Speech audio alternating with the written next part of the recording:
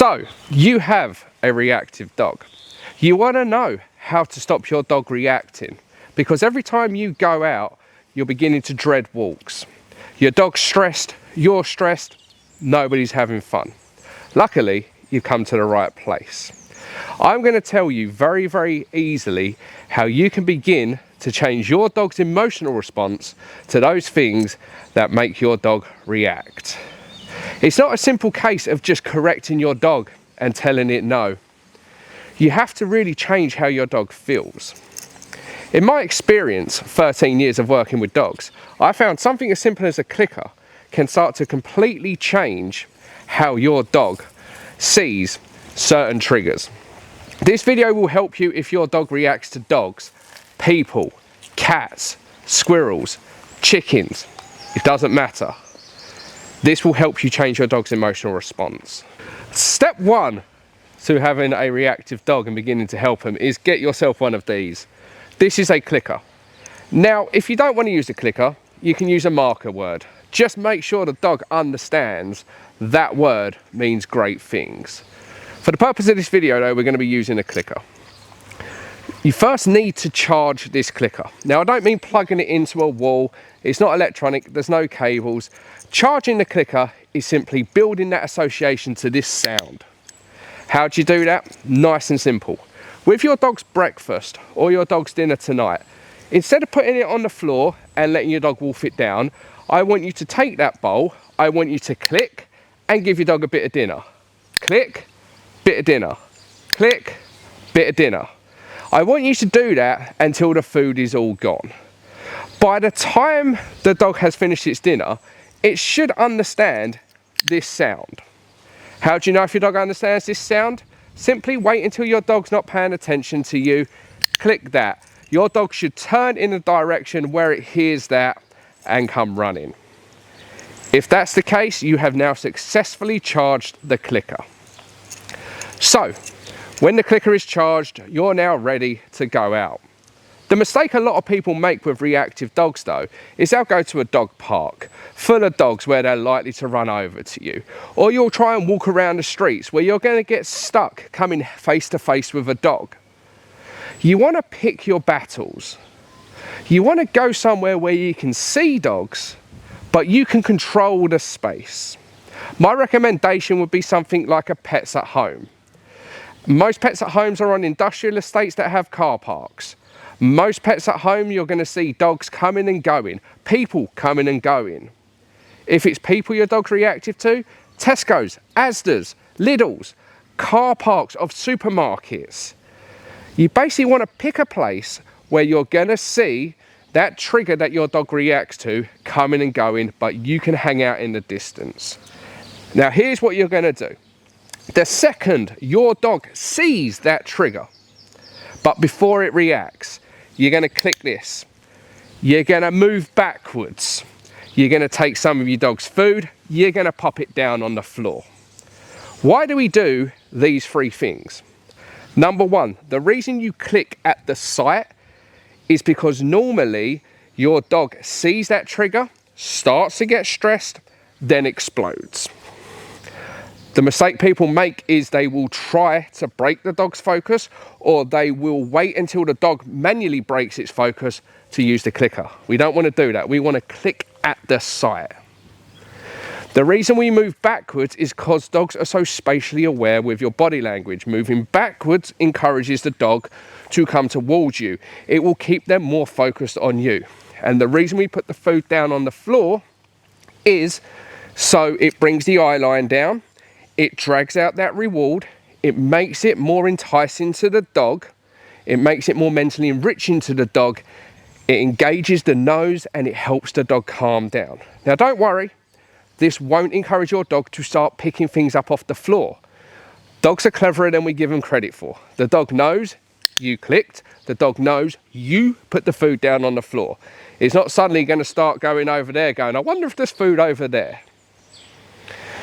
By doing this, we are starting to change how the dog sees dogs. Sight, instead of equals react, sight now means good things.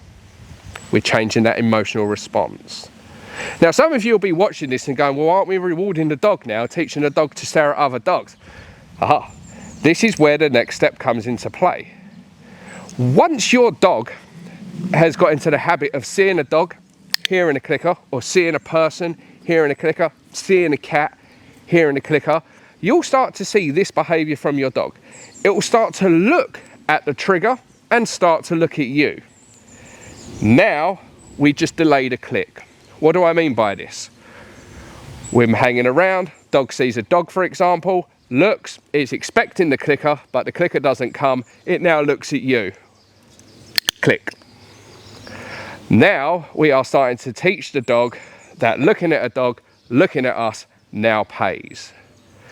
By rewarding the dog at the sight of the dog to begin with, or the sight of that trigger to begin with, we have inadvertently taught our dog to look and look away, primarily looking at us.